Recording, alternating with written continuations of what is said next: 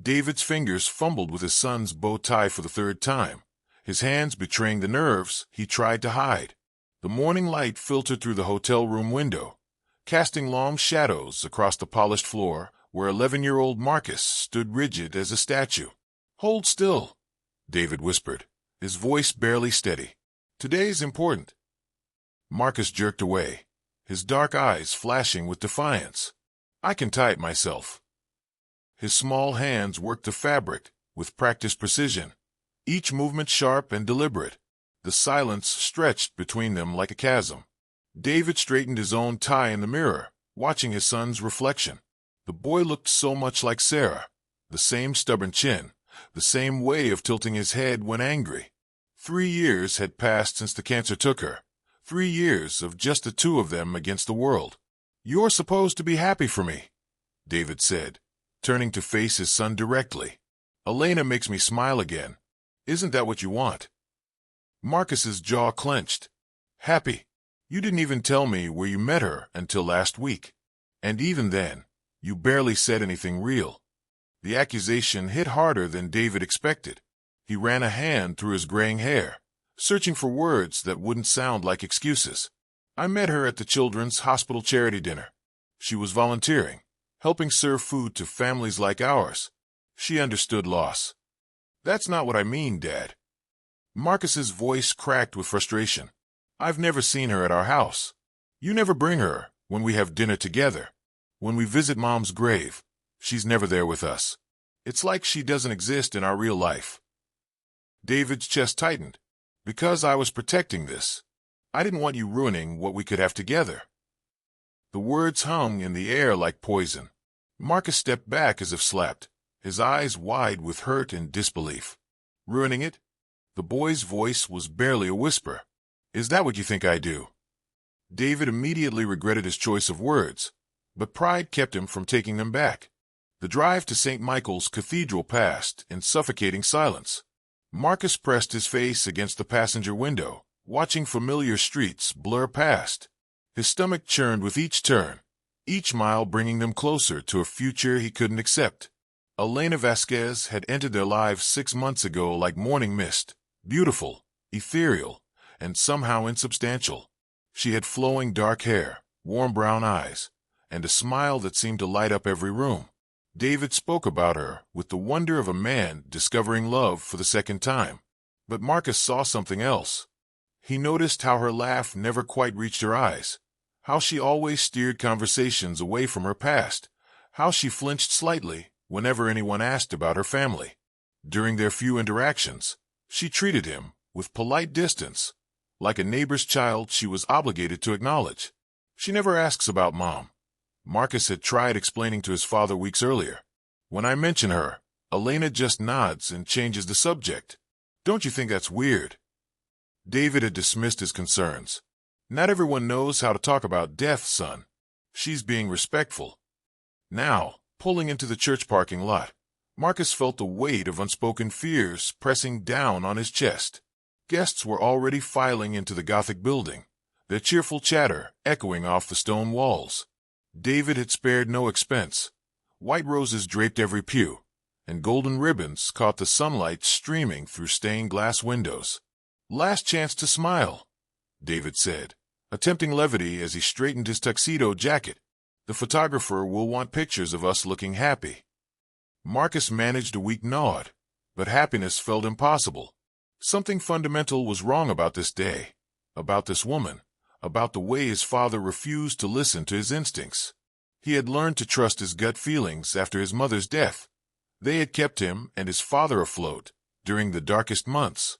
As they walked toward the church entrance, Marcus caught sight of Elena's silhouette in an upstairs window. Even from a distance, something about her posture seemed tense, calculating. She disappeared from view before he could study her more closely. The wedding march would begin in 30 minutes.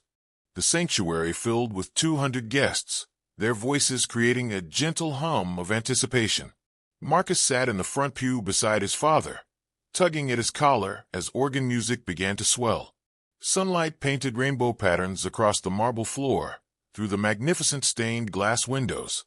David stood at the altar, his face glowing with nervous joy. The pastor opened his leather-bound Bible, and the congregation rose as one. The heavy wooden doors at the back of the church opened with ceremonial grandeur. Elena appeared like a vision in white silk and French lace. Her dress swept behind her in elegant waves, and her veil created a soft halo around her face. Guests murmured appreciatively. She looked absolutely stunning. The photographer's camera clicked rapidly, capturing every step of her measured procession down the rose-petal-strewn aisle. Marcus forced himself to watch, trying to summon some happiness for his father's sake. But as Elena drew closer, something nagged at the edges of his memory. Her graceful movements, the way she held her head, the curve of her shoulders, all familiar somehow. Then a breeze from the open doors caught her veil, lifting it just enough to expose her neck. Marcus's breath caught in his throat. There, running from her left ear to her collarbone, was a thin white scar. Not dramatic or disfiguring, but unmistakably distinctive. His mind raced backward through recent memories. After school, walking to the bus stop, a woman with dark hair standing near the playground fence, her hand intertwined with a man's. A little boy, maybe 7 years old, tugging on her free hand, calling Mama in accented English. The same scar catching afternoon sunlight. Marcus had seen them multiple times over the past few months. Always together, always acting like a family. The woman would kiss the man goodbye, ruffle the boy's hair, laugh at something one of them said. They seemed genuinely happy, genuinely connected. But that couldn't be Elena, could it? His heart hammered against his ribs as she reached the altar. Under the church's bright lights, with professional makeup and styled hair, she looked dramatically different from the casual woman he'd observed. But the scar didn't lie. Marcus gripped his father's sleeve, panic rising in his throat. "Dad," he whispered urgently.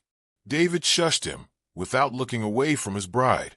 The pastor's voice boomed through the sanctuary. "If anyone here knows of any lawful reason why these two should not be joined in holy matrimony, speak now or forever hold your peace."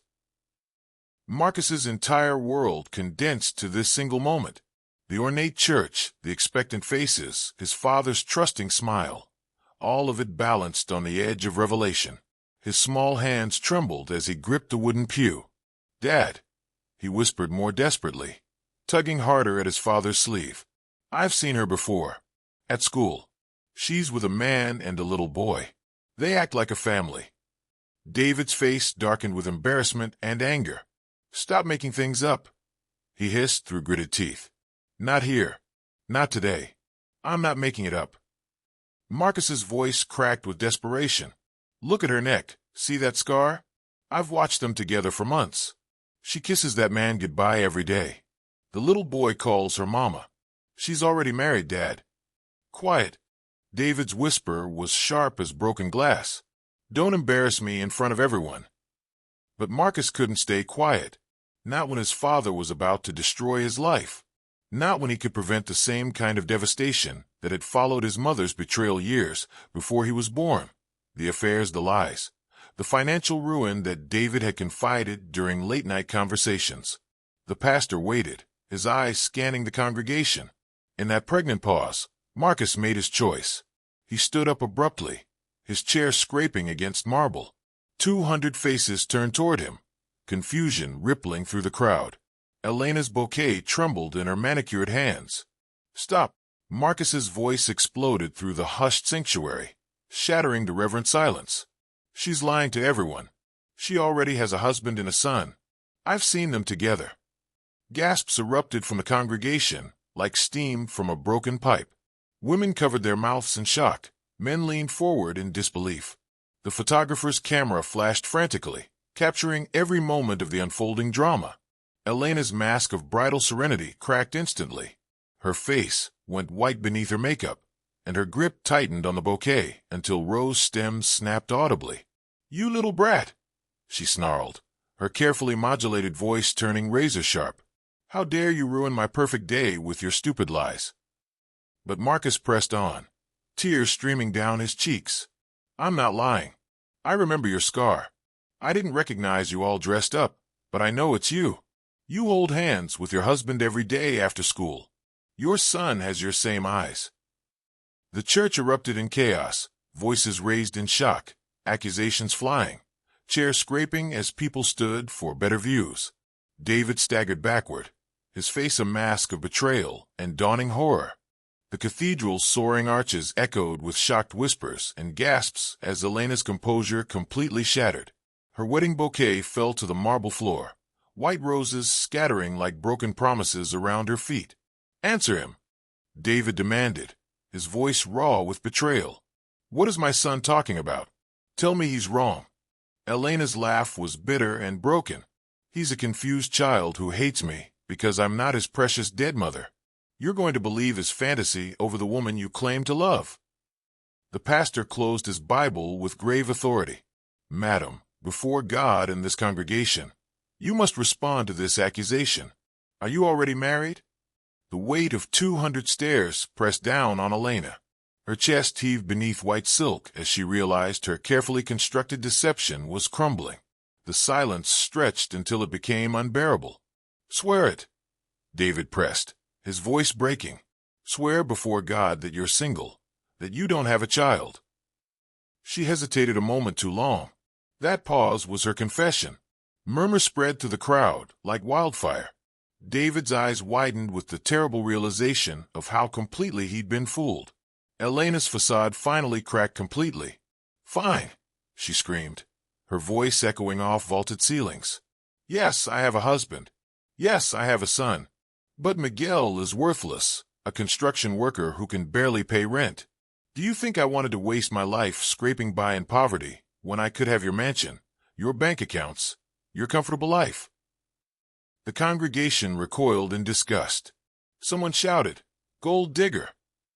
Another voice called out, "Fraud!" Elena's eyes blazed with desperation and fury.